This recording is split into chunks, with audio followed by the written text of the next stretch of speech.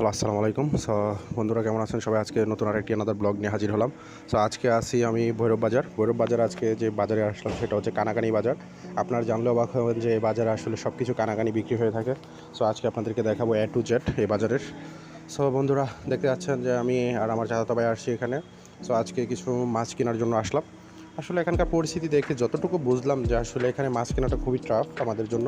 কারণ হচ্ছে ওদের মধ্যে একটা সিন্ডিকেট থাকে যারা খুব এক্সপার্ট। ওরা হচ্ছে এখানকার যারা লোকাল আছে, তারপর যারা এখানে যারা ব্যবসা জড়িত আছে, তারা কানাকানি দরদাম করে তারপর জিনিসগুলো কিনে নেয়, মাছগুলো কিনে নেয়। তো এইখানে আমরা দামাদামি করতে গেছিলাম, কিন্তু আসলে আমরা দেখলাম যে আসলে আমরা এখানে দাম যেটা বলে ওরা, এর থেকে মানে আমরা এটা কনফিউজড। কারণ হচ্ছে এটা প্রকাশ্যে দাম ওরা নির্ধারণ করে না। এখানে সব দেখবেন যে এই যে মাছগুলো দেখতেছেন সব কিছু এখানে হচ্ছে ওরা নিয়ে আসে, বা হচ্ছে এগুলো সামুদ্রিক মাছ। সত্যি মাছগুলো অনেক ভালো তরতাজা ছিল, কিন্তু আসলে ফ্রেশ মাছ হলে কি হবে, আসলে দামটা মনে হচ্ছে আমার কাছে যে ওরা সব কিছুতে একটু এক্সেস ওভার রাখতেছে।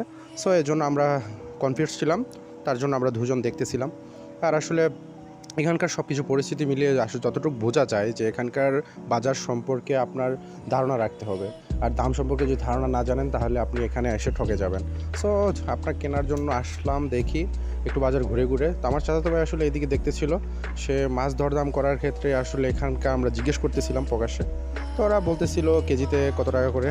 তো আসলে ওরা সব কিছুই একটু বেশি বেশি মনে হচ্ছিল, কারণ আমাদের দেখে ওরা বুঝতেছিল যে আমরা আসলে প্রফেশনাল না, আমরা এখানে আসছি হঠাৎ, আমরা ট্যুরিস্ট, এই জন্য ওরা সব কিছু একটু বেশি বেশি চাচ্ছিল।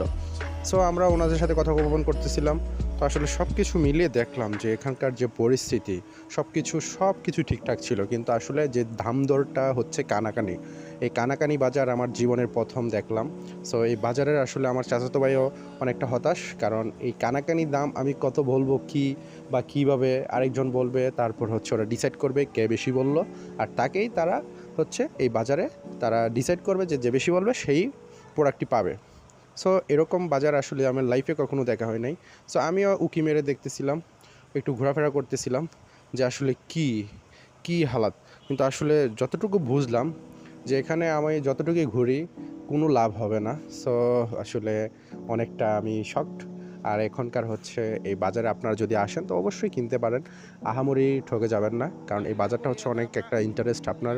যে কানাকানি বাজার, কানাকানি আপনি যদি সব কিছু কিনেন তাহলে হচ্ছে আপনি এখানকার যারা লোকাল আছে বা আপনি বাজারে যারা ক্রেতা আছে তাদের কাছ থেকে সমন্বয় করে আপনি কিনতে পারবেন যে কোনো কিছু। সো দেখতে পাচ্ছেন এখন আমরা কানাকানি, এই যে উনের কানে উনি বলল।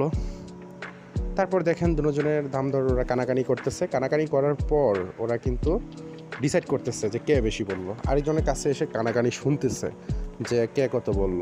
দেখুন আশ্চর্য বিষয়, এরকম বাজার আপনারা দেখছেন কি না অবশ্যই কমেন্ট করে জানাবেন। সো এখন ওরা ওই যে সিলেক্ট করলো কে বেশি বলল।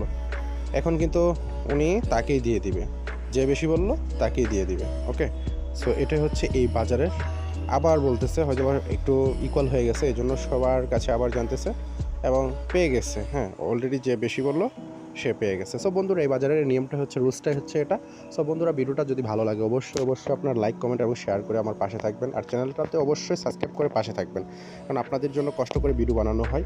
এই ব্যস্ততার মাঝে আপনাদের জন্য ভিডিওগুলো নিয়ে আসা হয়। সো ভালো থাকবেন, টাটা, আল্লাহ হাফেজ।